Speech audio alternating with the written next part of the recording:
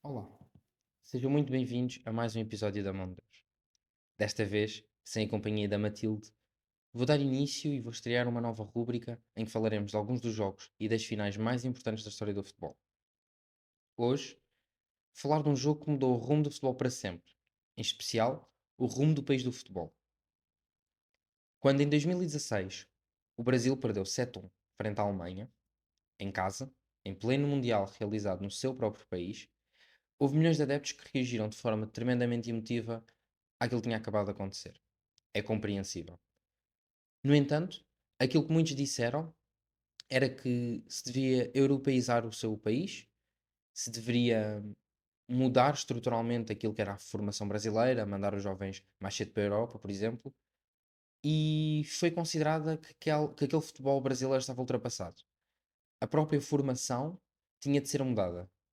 E se procurarmos bem, até existem artigos que dizem que deveria ser mais alemã o seu tipo de formação, com uma profissionalização mais clara e que fosse obrigatória para todos os clubes a disputar primeira, segunda e talvez terceira divisão.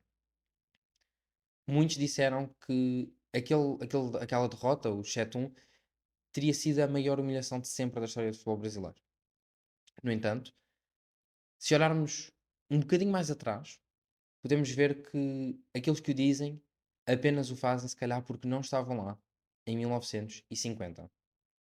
Hoje, vamos falar do Uruguai-Brasil, o Maracanazo, que colocou frente a frente duas seleções, uma delas campeã à partida, mas que não o foi. Este é o Maracanazo, o maior choro coletivo da história do futebol. A su familia ayudar. A poco que debutó, la 12 fue quien corrió, su sueño tenía una estrella llena de gol y gambetas, y todo el pueblo cantó, nació la mano de Dios, llevó alegría en el pueblo, regó de gloria este suelo. Bem, em 1950 o mundo era totalmente diferente. A Cinderela estava a estrear em Boston, Einstein alertava para as consequências e para o perigo da bomba de hidrogênio, do seu fabrico, e a Silverstone estreava-se a primeira corrida de Fórmula 1. A guerra, na Coreia, acabaria por estalar. Estamos a viver o pós-guerra da Segunda Guerra Mundial, a maior guerra que havia registro até então e até hoje mesmo. E a nível político e diplomático, política externa, etc., o nível de tensão é altamente elevado. E, como é óbvio, esse tipo de coisas acaba por passar para o futebol. Olhemos para a fase de grupos deste Mundial. No Brasil 50 temos 4 grupos.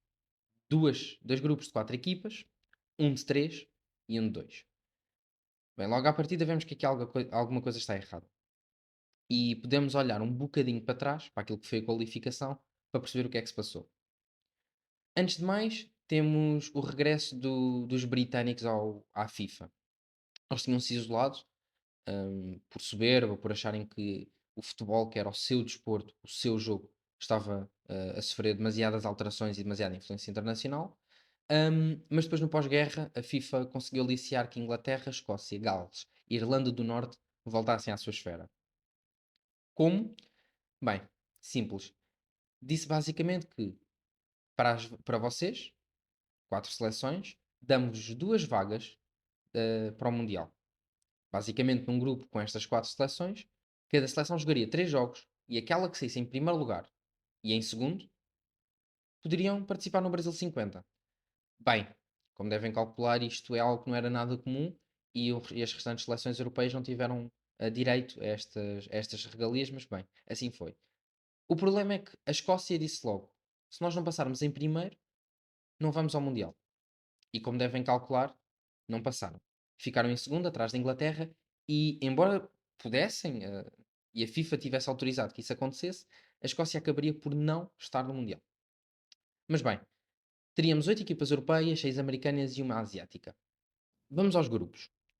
No primeiro, Brasil, a equipa da casa, obviamente, Jugoslávia, Suíça e México lutavam pela primeira e única posição que dava acesso à segunda fase de grupos. E depois seria nessa segunda fase de grupos que, nas 4 equipas que se apurassem para ele, o primeiro colocado, ao fim de 3 jogos, levantaria o troféu de melhor equipa do mundo. No grupo 2, Espanha, Chile e um embate curioso: Inglaterra e Estados Unidos. Os colonizados contra os colonizadores. No grupo 3, Suécia, Itália e Paraguai. E no grupo 4, Uruguai e Bolívia. E bem, podemos ver que isto já está em escadinha: 4-4, 3-2. São o número de equipas por grupo. Mas porquê é que nós estamos a ver um Mundial com tão poucas equipas? Bem, então antes de mais, vamos terem atenção que várias equipas da esfera e de influência da União Soviética se recusaram a participar. Depois, a Argentina, o Peru e o Equador viraram-se para a Confederação Brasileira de Futebol e, devido aos seus conflitos com ela, disseram: Nós também não entramos. A Bélgica disse: A qualificação não é para nós, não queremos ir. E a Áustria olhou para o grupo que tinha, para o grupo de jogadores, obviamente, e disse: Bem, nós não somos bons o suficientes, não devemos ir ao Campeonato do Mundo. E, portanto, também não foram. Logo à partida, temos aqui algumas equipas em falta, algumas seleções em falta. Mas então, onde é que está a seleção asiática? Onde é que estão as 8 seleções europeias? A Turquia, que se tinha apurado, disse: os custos de viagem são altamente elevados para ir para o Brasil e, portanto, não podemos participar. A FIFA vê que estão demasiadas equipas em falta e oferece 2 vagas extra, convidados de honra, a Portugal e a França. Portugal agradece e recusa. A França, com toda a pompa e circunstância, acaba por vir e acaba por viajar para o Brasil. No entanto, onde é que está a França e onde é que está a Índia? A equipa asiática que se tinha apurado. A Índia diz: não vamos, porque os custos entre as viagens são demasiado elevados para nós e nós não os conseguimos suportar. E a França? Bem, a França, no grupo do Uruguai e Bolívia, diz que a distância do Rio de Janeiro até Porto Alegre é demasiado grande para fazer entre jogos. E não faria sentido ir jogar contra a Bolívia em Porto Alegre e contra o Uruguai no Rio. Por isso, apenas sobram 13 equipas neste Mundial. Olhando para a fase de grupos e olhando para aquela equipa e para aquela seleção que nos interessa, o Brasil. Foi a equipa que passou do seu grupo, obviamente, depois de vencer o México por 4-0, um empate a 2 bolas com a Suíça e de conseguir ter vencido a Jugoslávia por 2-0. Nos outros grupos, quem se apurou foi a Espanha, a Suécia e o Uruguai. No grupo da Espanha, a curiosidade é que os Estados Unidos conseguiram mesmo vencer a Inglaterra e estes acabaram por voltar para a terra de sua majestade, com o ego totalmente ferido. Na segunda fase de grupos, portanto, temos aqui uma reunião de 2 seleções americanas e 2 seleções europeias: Uruguai, Brasil, Suécia e a Espanha. Bem, vou já dizer que deste grupo, em quarto lugar haveria de ficar a Espanha e em terceiro haveria de ficar a Suécia. Olhemos novamente para o Brasil. No primeiro jogo, o Brasil goleou a Suécia, 7-1. E no segundo jogo, a vítima foi diferente, mas o resultado nem tanto, 6-1. O Uruguai, por outro lado, chegaria ao jogo final, frente ao Brasil, de forma mais difícil e mais dura. Um empate a 2 bolas contra a Espanha e uma vitória contra a Suécia arrancada mesmo a ferros. Neste segundo jogo, o Uruguai esteve mesmo até a perder até ao minuto 77, mas 2 golos de Oscar Minguez, o segundo melhor marcador deste Mundial, um aos 77 e outro aos 85, acabaram por dar a vitória à equipa sul-americana. E, portanto, aquilo que nós temos é um Brasil com 4 pontos, das 2 vitórias, e o Uruguai com 3. Uma vitória e um empate. O jogo estava marcado para o dia 16 de julho de 1950 e o lugar escolhido para esta final, que embora não o fosse, era o que parecia, porque de facto era o jogo que decidiria quem seria campeão, seria no construído Maracanã, um estádio com capacidade para 60 mil pessoas, oficialmente, mas que na data do jogo, devido à abertura das seguranças, estima-se que teve cerca de 200 mil pessoas. O Brasil estava em festa e, aliás, foi assim que acordou em todos os pontos do país, mas especialmente no Rio. O Uruguai tinha passado uma qualificação que não tinha sido nada fácil e o Brasil apresentava um futebol avassalador. Imparavam em campo, goleavam quem quer que se pusesse no seu caminho. E o facto é que jogavam em casa. E os bombos nas bancadas, os gritos e as preces eram todas brasileiras e parecia que isso ainda ajudava a mostrar que o destino estava automaticamente traçado. Para relembrar como é que está a situação do grupo, vemos que o Brasil com 4 pontos bastava-lhe o empate. Mas para o Uruguai era impossível vencer o torneio sem uma vitória naquele último jogo frente ao Brasil. E por isso, só a vitória que serviria. E foi por isto que, no dia 16 de julho, o Brasil acordou em Carnaval. Porque seria praticamente impossível olharem para o Uruguai e pensar, ok, eles podem de facto vencer-nos. Porque não poderiam. Houve festa, houve samba, houve cânticos de alegria e houve tudo aquilo a que um autêntico vencedor, uma seleção, um país de vencedores teria direito. As faixas de vitória já estavam entregues, aliás, e os jornais já anunciavam os campeões do mundo. Punham fotos com o 11 que tinha jogado em jogos anteriores e diziam parabéns aos campeões. Odílio Varela, o capitão da equipa do Uruguai, percebeu a situação, percebeu a festa, decidiu comprar alguns jornais para os levar para o balneário e os mostrar aos seus colegas. Motivou-os e disse: como vocês podem ver, o vencedor já está declarado, vamos tratar de fazer a nossa surpresa. O jogo ia começar, mas ainda antes disso, Ângelo Moraes, o governador do estado de Guanabara, decidiu fazer um discurso que, se olharmos hoje, se pode considerar como, no mínimo, trágico. Passo a citar. Vocês brasileiros, que eu considero os vencedores do torneio, vocês jogadores que em menos de 2 horas são aclamados como campeões por milhões dos vossos compatriotas. Vocês que não têm igual neste hemisfério, vocês que são tão superiores a qualquer adversário. Vocês a quem eu já saúdo como conquistadores. Bem, como devem calcular, hum, este discurso só deve ter motivado ainda mais os uruguaios, que já se consideravam os derrotados à partida, mas não. Antes do jogo, o treinador uruguai deu uma palestra e disse que o objetivo seria defender e jogar no contra-ataque. Tentar antecipar aquilo que seriam os ataques brasileiros, aquilo que era a máquina avassaladora do Brasil, e contra-atacar e no contragolpe tentar acabar por marcar um gol. Mas o capitão, Varela, percebeu que era isso que a Suécia e a Espanha tinham feito.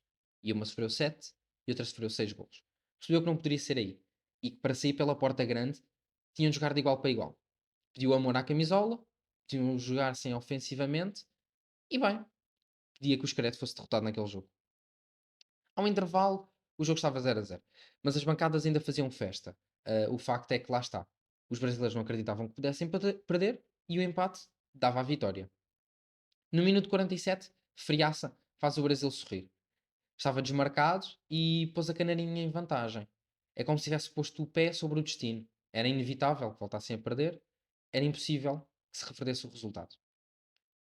Mas a verdade é que, apesar das certezas e das inevitabilidades e que o futuro já não poderia fazer, o futuro não conseguiu impedir Guigua de cruzar para Chiafino, nem impediu que este segundo marcasse um golo. O primeiro do Uruguai. As bancadas sentiram o golpe, mas não caíram. Ainda havia festa, ainda havia bombos, ainda havia gritos e ainda havia aquele bruá sempre que o Brasil tinha a bola.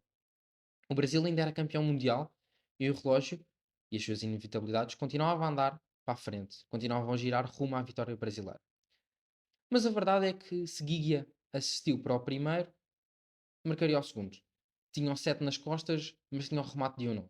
Correu pela lateral, entrou na área sozinho e finalizou o primeiro poste. O guarda-redes pensou que iria para o segundo e pensou: bem, vamos chegar um bocadinho mais para a direita. A verdade é que a bola entrou mesmo pelo primeiro poste e assim que ela passou a linha, as bancadas deixaram de se ouvir. Silêncio. Os cânticos deixaram de ecoar e os bombos deixaram de tocar.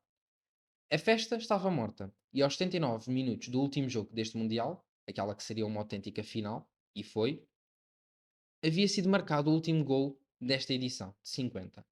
O Brasil, obviamente, não receberia as faixas de vencedor e os brasileiros não continuavam o samba com que acordaram o país. Aquela soberbazinha, aquele broá sempre que o Brasil tinha a bola, esfriaria, até arrefecer por completo, no apito final aos 90 minutos. O Brasil chorava, os jogadores choravam e os adeptos choravam. Os cantos gritavam, choravam. Os cantos celebravam, agora, inevitavelmente, choravam. O Uruguai não recebeu o guarda de honra nem levantou o troféu para os 200 mil espectadores, como seria suposto. Não havia discurso sequer preparado para um Uruguai vencedor, porque a expectativa, obviamente, era que o Brasil vencesse. E, portanto, o troféu foi erguido ali no meio de uma confusão entre jogadores, dirigentes, seguranças e não teria o respeito devido. A derrota mudaria o futebol brasileiro para sempre.